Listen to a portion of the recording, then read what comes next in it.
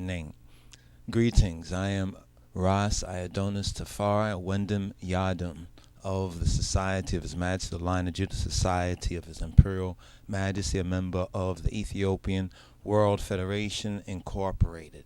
And we want to address at this outset, because it's been a pressing point, but a point that hasn't been sufficiently addressed. And this is one of the main areas of black folks' ignorance. In other words, the ignorance of black people, especially many of the so-called African hyphenated Americans. You understand, in recognizing the truth about themselves and this the global situation. You understand, the real global situation. And when we watch politics and the news, you understand, because of intelligence failure. You understand, a failure to really put matters into perspective, into their proper context.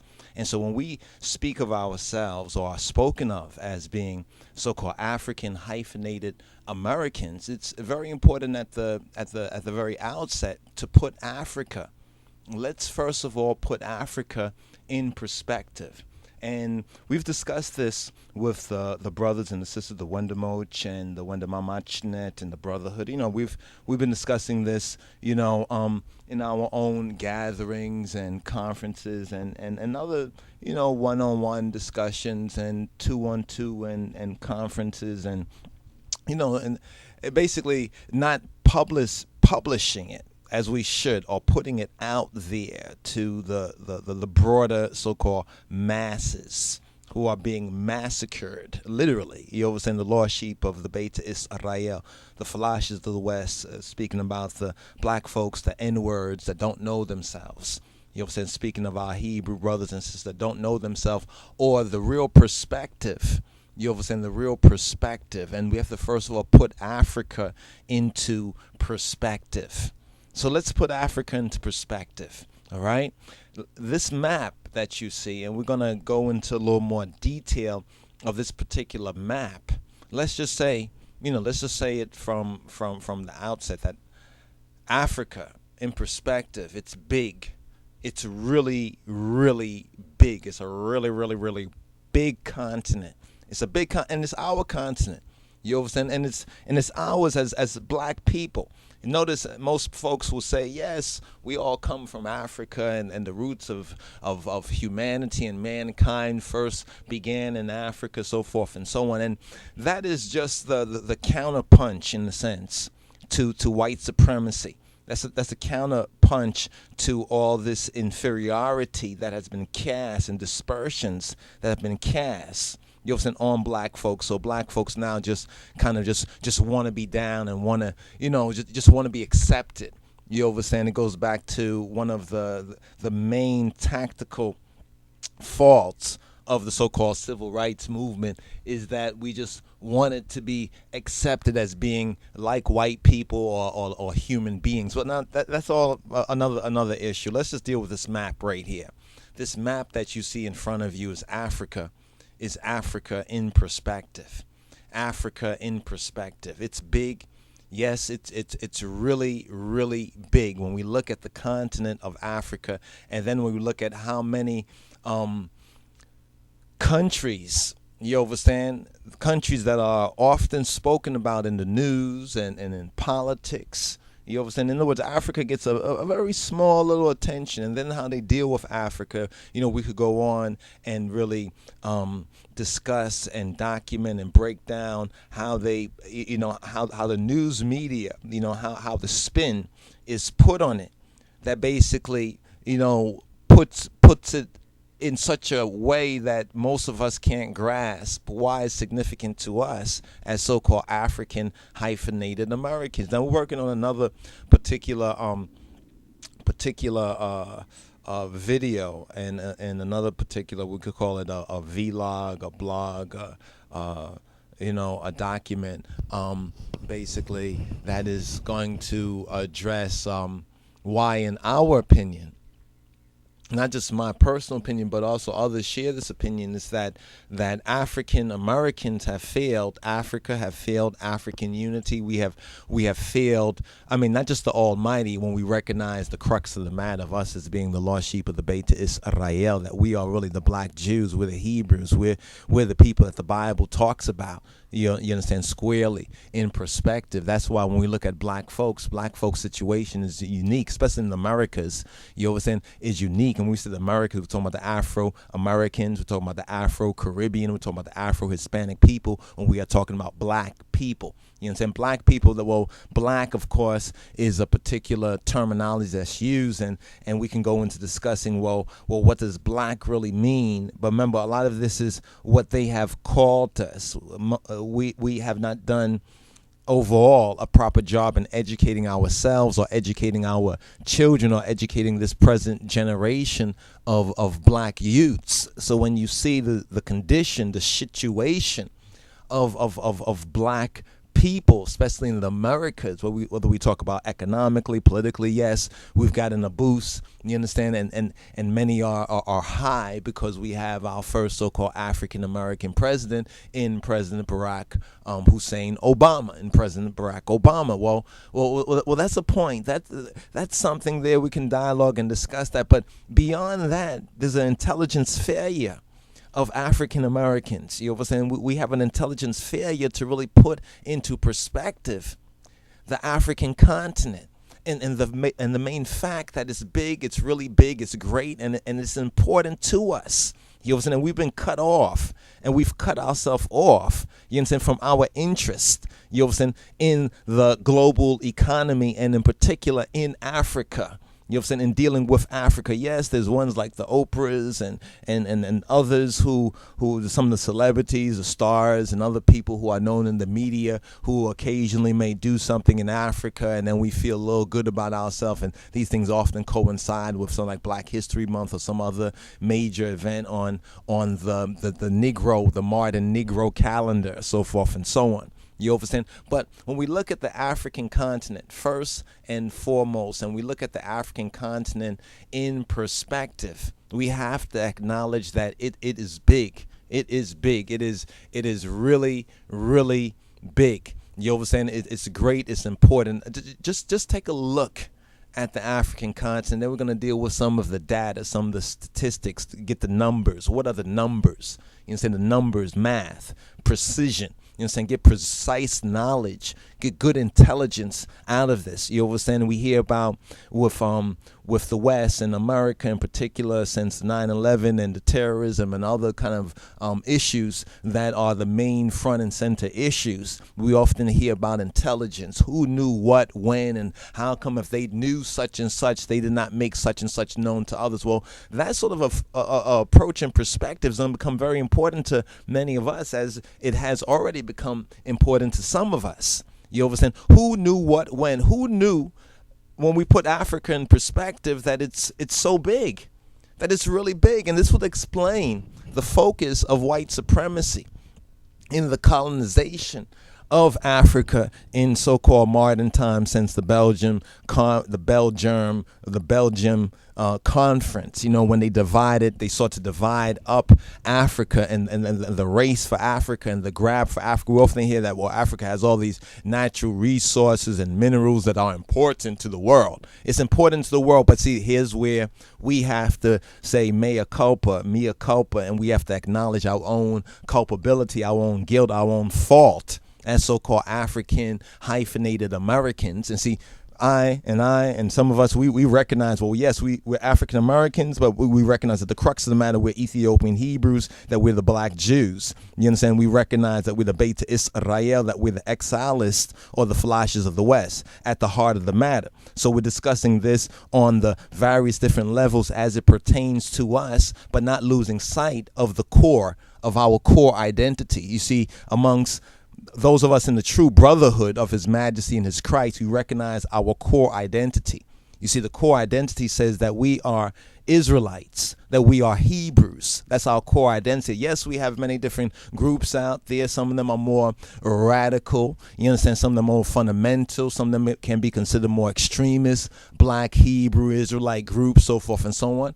But please, my black people, African American people, just because you might disagree, or maybe some of the Hebrew Israelites and may have so-called insulted you or shouted at you, or you don't like the way that they carry about, or you might think that they're going to hell and they're not real, such and such. But they are right about one major thing, that we as the lost sheep of the Beit Israel, that we as black folks, as N-words, are God's people, fulfilling God's prophecy against us because of our own disobedience. And when you want to talk about, you understand, niggers, you want to talk about black folks and N-words, and you want to talk about Israelites and Israel in the scriptures being such a disobedient, gainsaying people that the Almighty had to put them in captivity many different times, and the final time of our captivity, you understand, has been in these Americas and Caribbean. Yes, that's who we are. The greatest, you understand, the greatest terrorist act that ever occurred was not 9/11. I hate to dismay you, and I know the president, he has an approach about this because he's the president of the United States, not just of black Americans, but of all Americans. We overs that. We understand how that game goes right there. But this does not mean in a free speech society that we cannot utilize our free speech to put out there, you understand, that 9/11 was not the greatest terrorist act that ever occurred on these shores for, I guess, white Americans and mainstream ones and lost sheep. Then yes, it was. But for us who recognize that was 9/11 was a terrorist act. You understand? Devastating. A lot of people lost their family, traumatized, so forth and so on, and there's issues all connected with that. You understand? However, for us, when we are looking at ourselves and putting matters in perspective, every group of people, the so-called European Jews, they are looking at themselves. They're looking at what's going on in the Middle East, other people getting freedom, and they're wondering, well, other people's freedom, how does this weigh for them? They're looking at it from their own perspective, and there's nothing wrong with that. America is doing the same thing. Obama's getting a bump in the polls because what he's doing, he is marketing that to the American people or the American customers, because he views you all as customers, because, you know, as your interest issue, an issue that y'all take interest in. All right, so this is an issue that we take interest in. And this is Africa in perspective. So let's deal with the numbers. Let's get down to, as they say, the brass tacks. You understand? When we look at the continent of Africa, you understand? We can see that several countries or pseudo-continent can actually fit into Africa when we put Africa into perspective. First of all, Africa as a whole is 30,301,596 square kilometers. The following countries can fit into, the entire countries can fit into Africa, namely the United States of America can fit into Africa, just like you see in this map right here. Argentina can fit into Africa. Western Europe can fit into Africa. India can also fit into Africa. And we're just looking at the African continent, not looking at Arabia, you understand, which is like our Alaska. Arabia is also really part of Africa. If the truth must be told, and yes, the truth must be told, Arabia is part of Africa. But for the argument and the conversation and the building right now, we will just work with this particular map. But on future maps, as we've told our Dek Amezamorid and the disciples and the students, that we need to look at Africa. When we talk about uniting Africa, United States of Africa, and African unity, we need to also look at Arabia. Arabia, you understand, also fits into that equation. You understand, we're talking about Ishmael here, we're talking about Yitzhak, or Africa as well in this matter. But China too, when we look at the countries that can fit into Africa, fit almost neatly into Africa, China as well can fit into Africa when we talk about putting Africa in perspective. But just look at this map for a moment. When we talk about Africa being big, it's really big. The United States of America what we know as the USA can fit into Africa. So when niggas, lost sheep, you understand? Lost sheep who don't know that they are of Beta Israel, don't want to acknowledge that fact. Instead hold to America, say, well, I ain't African, I ain't African. That is a failure of intelligence. That's a classic example of ignorance. Of ignorance, rather. You understand? Of ignorance. That's a classic example of the sin, you understand, and the curse, you understand, on the N-words, the Negroes that don't want to recognize themselves as being Hebrews and don't want to recognize. And then the Hebrews also have, some of them have some ignorance as well, because they also say, we're not African, we're not African. But you know what? Those brothers, and we do regard them as brothers, you understand, they are enemies for the gospel, for the good news of Haile Selassie, the King of Kings and his Christ's sake. But they are brothers, you understand, in other words, they are, you could say, beloved for the fathers, for our forefathers, for Abraham, Isaac, and Yaakov. You understand? And it requires a matter, it's a matter of dialogue that's required for us to really, start to discuss these issues, because our brothers and sisters in the different camps and groups, we're not a monolith. To recognize that right there, we're not a monolith. Even as the 12 tribes of Israel, we are not a monolith in that sense. That's why there are 12 tribes of Israel. Recognize that. You understand? So different tribes, you understand? Different nations are different nations that might have different perspectives because they're coming from a different experience. You understand? Different ones have different experience, but the crux, the foundation is that we in the West, what's indisputable, what's not in dispute, is that those African so-called slaves or enslaved so-called Africans that were brought over here are Ethiopian Hebrews, or are black Hebrews. You understand? Are Hebrews who happen to be and who are black. Now, we define them as Ethiopian Hebrews. Others may define them as just Hebrews who happen to be black. Some may say they were African Hebrews, and then we can go through that discussion and conversation. And this requires now our intelligentsia and those who know something to speak something, to publish something, to write something, to discuss something. Because when we look at the failure of our, intelligence, when the intelligence fails and we don't know what we should have already known, and we find out that we get to know later how big Africa is. Imagine how many folks don't know that this is how big Africa is. And then we can ask the question, well, who knew what when? Who knew that Africa was this big? How long did they know that Africa was this big? And if they knew that Africa was this big, how come they didn't say nothing? How many of y'all saw this? How many of y'all post videos and put up videos and know how to make a little video? You understand? How come you didn't tell nobody this? Say, hey, I'm just sharing this with you fellas. I'm sharing this with you brothers. Look how big Africa is. Ain't this something? Africa's really big. And then somebody else picks up on that and puts on their Facebook, put it on their Twitter, it tweets it or something like that, and circulates this information. You understand? Because our people need to be born again. They are dead in their ignorance. You understand? They are dead ignorant. You understand? Unfortunately, but that is the situation. That is the circumstance right there.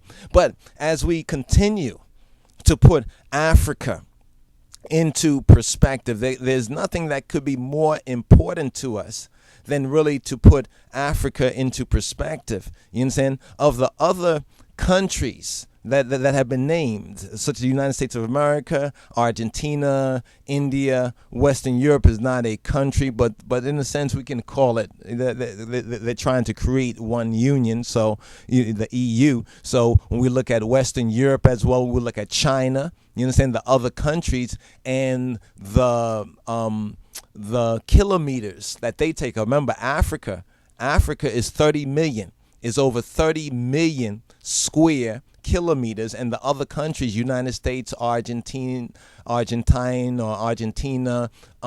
India, Western Europe, and China, these other countries, their square kilometer is 29 million, about 29 million, not even 30 million. Remember, Africa is over 30 million. We're not even including Arabia at this present time. You understand? But Africa is over 30 million. The other countries that have been named United States of America, I mean, just think about just how amazing that is right there. I mean, this is the fact. When you look at all these maps, like on the news and on these shows, they show you this is the world, and these are the countries, the continents in the world, and Africa, and you see Africa. Africa is not even in perspective. We're teaching our children lies.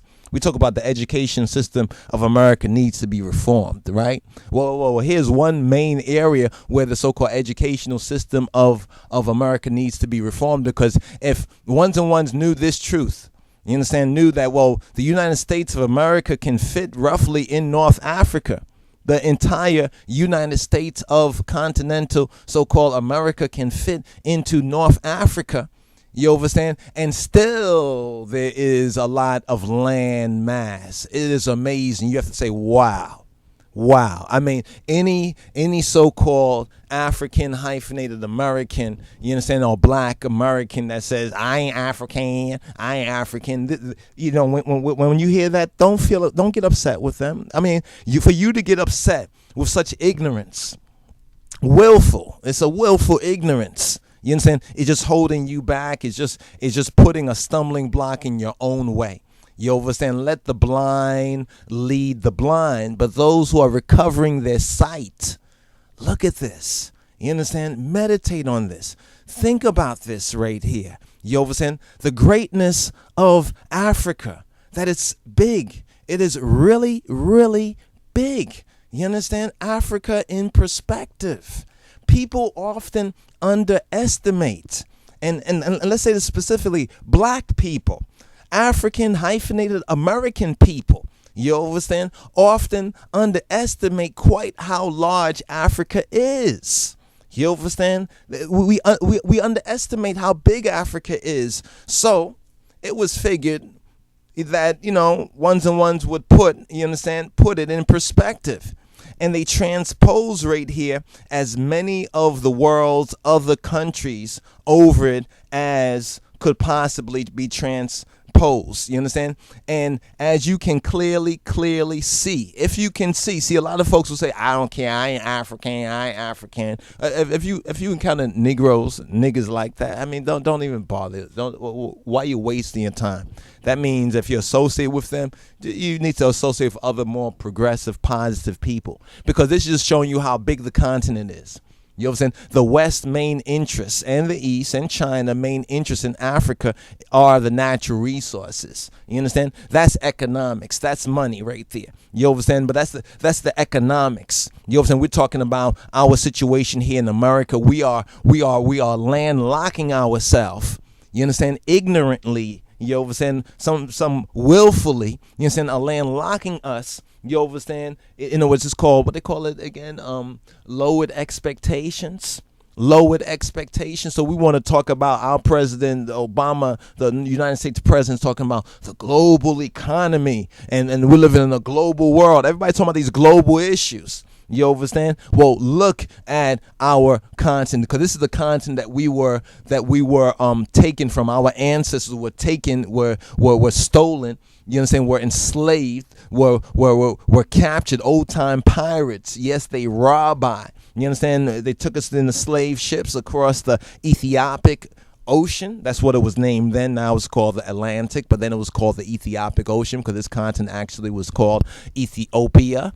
You understand? The name of it was Ethiopia. That's why the ocean, you understand, the Atlantic Ocean, Southern Atlantic Ocean, at the time of the so-called slave trade, was known as the Ethiopic Ocean. You understand? So when we say that we are Ethiopian Hebrews, instead of just saying that we are African Hebrews or that we are Ethiopian, you understand? That is the foundation based on our experience as a people. Now, some so-called natives, Africans and some Ethiopians, careless ones especially, may not understand that or want to understand that. You understand? That's the same kind of ignorance that we deal with Negroes over here.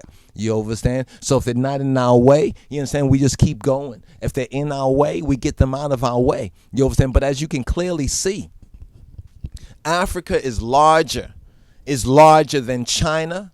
Africa is larger than the United States of America, the USA. Africa is larger than Western Europe.